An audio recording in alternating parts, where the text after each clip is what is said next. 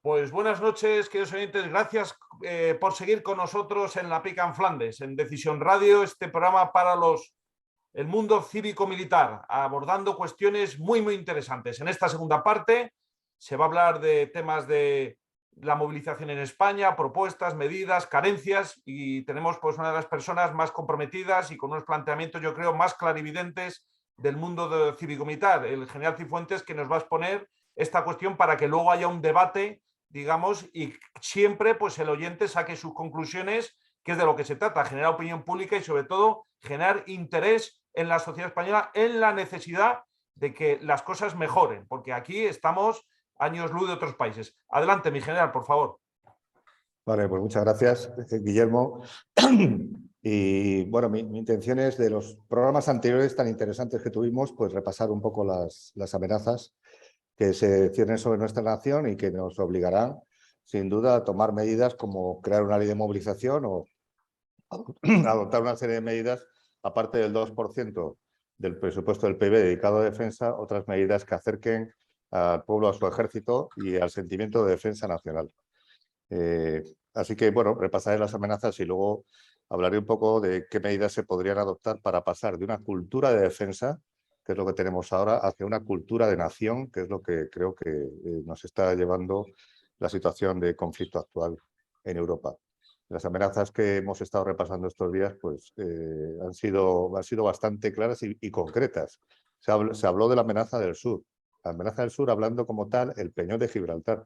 El Peñón de Gibraltar, aparte de la ocupación británica, es una amenaza en sí mismo, puesto que es un objetivo que pudiera atacar Rusia, ya que Reino Unido está empeñado en ir a aportar material, igual que España, a Ucrania para la defensa de esa nación, ¿no? Un ataque contra el Peñón podría inutilizar el estrecho e impedir el paso de buques desde el Atlántico al Mediterráneo y, por lo tanto, al Mar Negro. O sea que tenemos ahí una amenaza que debería haber una coordinación estrecha y empezar a hablar ya con Reino Unido desde distintos puntos de vista, no solamente de la posesión ilegal del Peñón. Con respecto a bueno, está claro que el conflicto del este en la invasión de Ucrania es bueno, pues una amenaza. Nosotros estamos participando y colaborando con Ucrania, aportando armamento y dinero, por lo tanto estamos implicados. Esta movilización que va a hacer Rusia, la Federación Rusa, pues es un indicador de que el conflicto no parece que se vaya a detener, sino que puede extenderse y ampliarse. La amenaza del sur norte de África es una amenaza clara para España. Aunque las relaciones puedan ser buenas con los países limítrofes, con Marruecos, con Argelia, no debemos olvidar el problema que puede existir entre ellos. O sea, un conflicto entre los países del norte de África afectaría claramente a España, con una oleada de refugiados y desplazados tremenda, ¿no? Tampoco hay que olvidar que se están rearmando los países del sur, claramente, ¿no? Y además se están rearmando con material de países aliados y dinero de países aliados. Vemos también la amenaza de la escasez de recursos básicos, que nos puede provocar restricciones, como nos está pidiendo ya nuestro gobierno. Y bueno, todavía no hemos llegado al racionamiento, pero creo que nuestra nación tiene recursos suficientes para autoabastecerse. Y ahí se debe hacer un esfuerzo también. La estrategia de seguridad nacional, el otro día, la semana pasada, creo que la repasamos un poco, sobre todo el aspecto de amenazas, y bueno, vimos que pues, eran bastante genéricas y no entraba en detalle. Desde luego hay que bajar ya algún escalón y empezar a entrar un poco más en detalle, porque estamos en una situación bastante conflictiva. Y desde luego la falta de una cohesión nacional que se percibe, en una carencia de voluntad de vencer, ¿no? Una carencia de deseo de defender a nuestra nación por parte de mucha de su población, reflejado en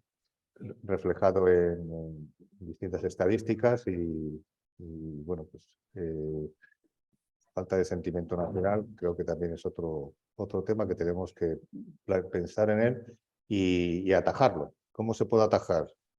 Creo que debemos ir de una actuación, hay que hacer una actuación clara en la seguridad y defensa, en la idea de seguridad y defensa de la nación, aparte de explicar por qué necesitamos un 2% de PIB, para qué lo queremos, qué es lo que vamos a hacer con él. Tenemos que acercar a la población hacia un sentimiento mayor de seguridad y defensa de nuestra nación. Y quizás es el momento de dar el paso, de pasar de una cultura de defensa hacia una cultura de nación. Necesitamos una cultura de nación, estar reforzados moralmente todos juntos para poder defenderlo. Hay 4 aspectos, 4 áreas de actuación que yo propondría para trabajar en ello y que abro aquí al debate de mis compañeros. Desde luego, hay que incrementar el conocimiento de las Fuerzas Armadas. Hay que hacer muchas más actividades de unión pueblo-ejército. No podemos limitarnos solamente a algunas juras de bandera. Lo que hacen las Fuerzas Armadas hay que contarlo. Que todavía siga existiendo la jornada de puertas abiertas es anacrónico totalmente. Quiere decir que el resto del año las Fuerzas Armadas están cerradas a su pueblo. No tiene mucho sentido. O sea que hay que dar un cambio bastante sustancial y explicar quiénes son las Fuerzas Armadas, qué es lo que hacen y hacer y fomentar actividades que unan o que permitan la unión pueblo-ejército. Con respecto a la información pública sería la segunda área y creo que hay que hacer una potenciación mucho más extensa y fortalecerla aún más de lo que ocurre. La presencia de militares en algunos programas de televisión, militares retirados, en algunos programas de televisión y radio, creo que ha sido muy positiva para explicar con mayor claridad qué está ocurriendo en el conflicto del Este, en la invasión de Ucrania. Bueno, pues ese es un camino, ¿no?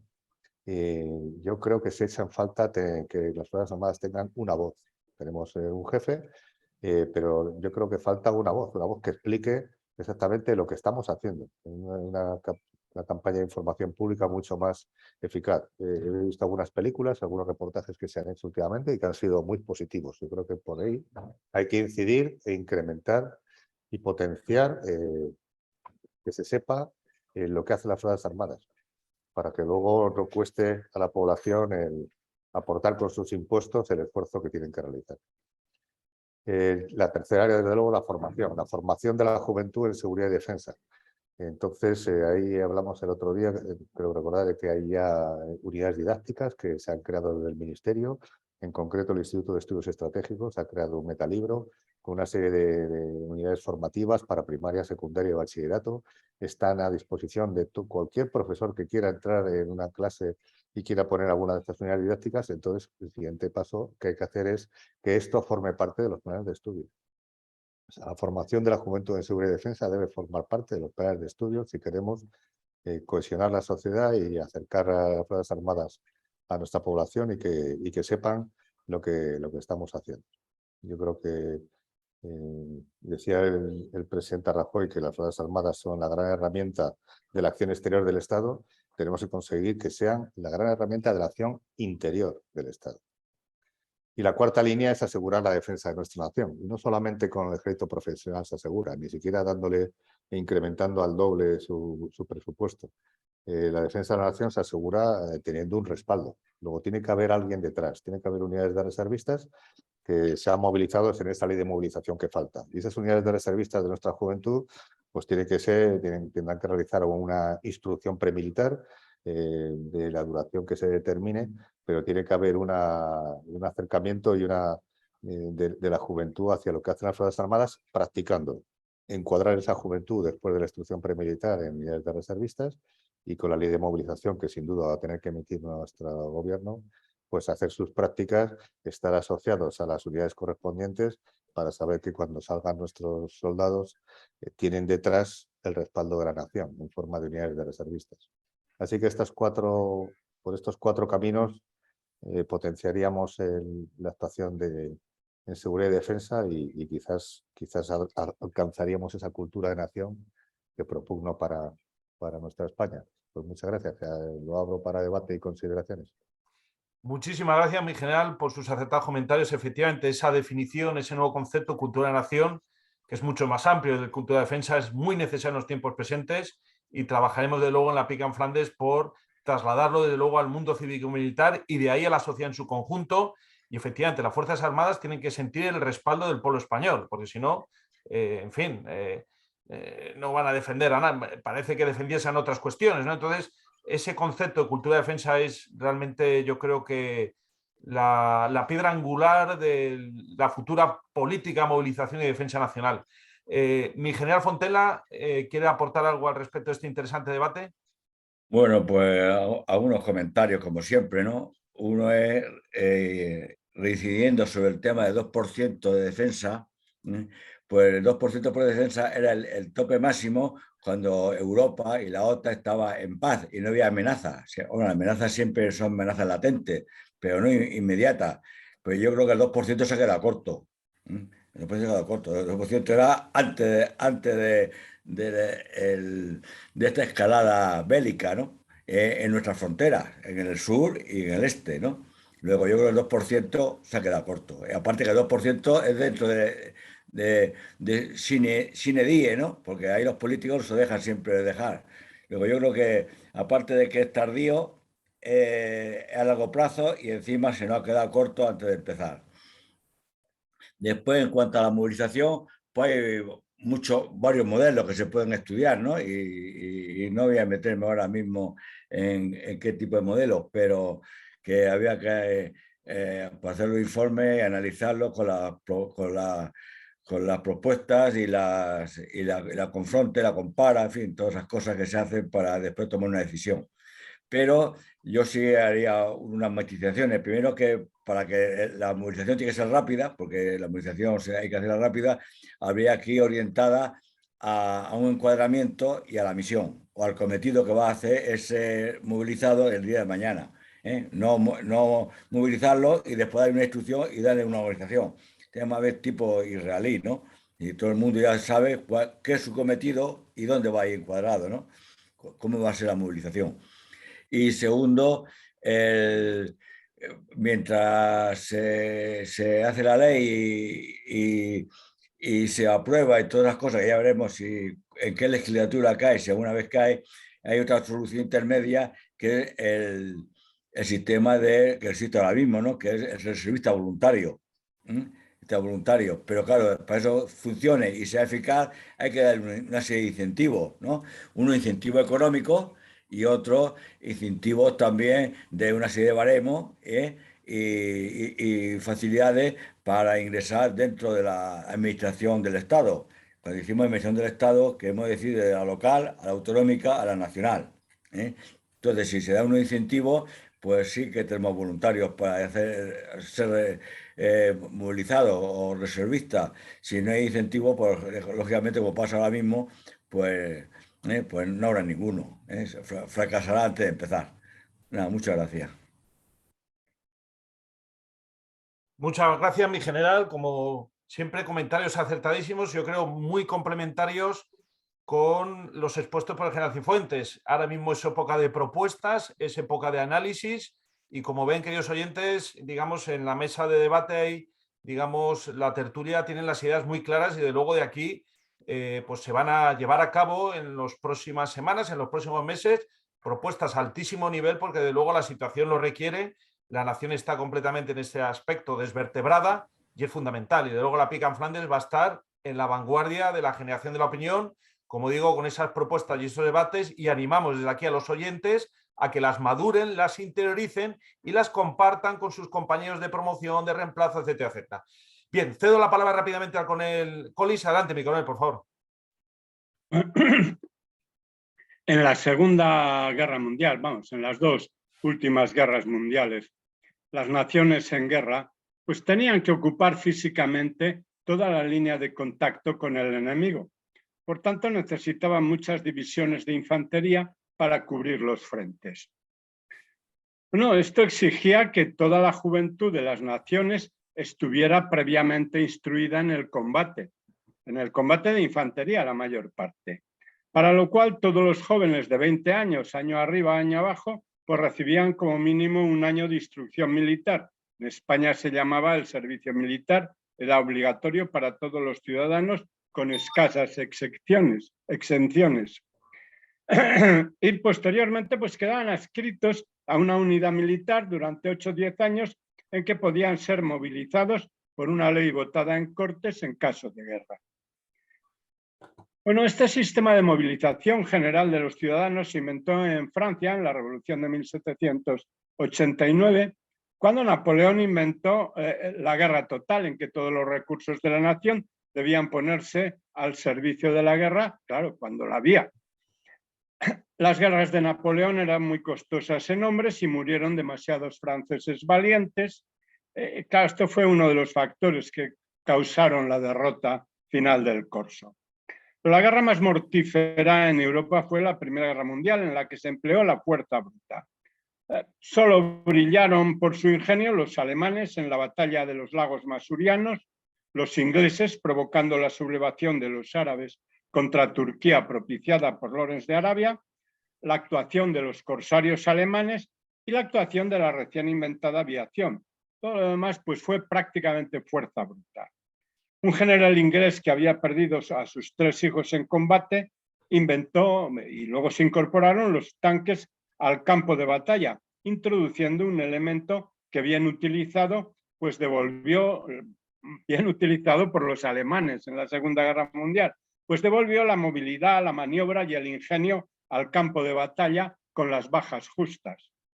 Posteriormente, en la Guerra de Vietnam, los norteamericanos emplearon soldados de reemplazo con un sistema de movilización muy injusto, pues claro, había muchas exenciones de carácter social, de tal forma que solo combatían allí, pues hombre, gente de poca relevancia social y los voluntarios, que los hubo también por motivos patrióticos.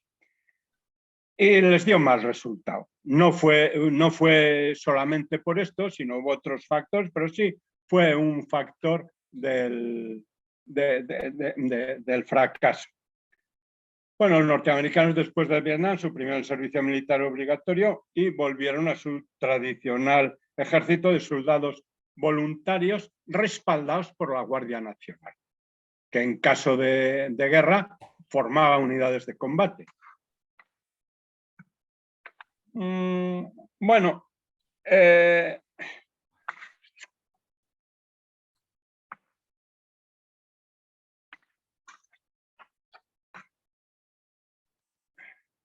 actualmente, pues es que no es necesario ocupar físicamente extensos frentes. La guerra se basa más en la tecnología, en la innovación, en la sorpresa, en los medios y en su empleo, las operaciones especiales o de comandos, el control del teatro de operaciones, incluso del teatro de la guerra por satélites artificiales, el empleo de fuegos muy precisos, pues más que en ejércitos numerosos.